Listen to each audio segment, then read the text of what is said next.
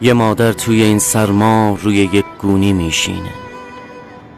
قدیما فکر میکرد یک روز که این روزا رو میبینه. وقتی یک روز غذا داره میگه امروز خوشبخته. ما میگیم زندگی کردن با ماهی 20 تومن سخته.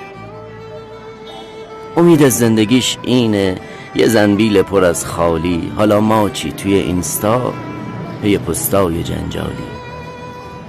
تو دنیای بزرگ ما همین نیمت زمین جاشه، حتی کارت هم نداره که بخواد یارانه توش باشه. نه ارث میخواد بذاره، نه یه سقف میخواد که خونش شه. فقط چند وقتی که زنده است بذار کمتر گرسنش شه. بگیر دستاشو همت کن، همین الانشم دیره. الهی لال شم سرده و بیبی داره.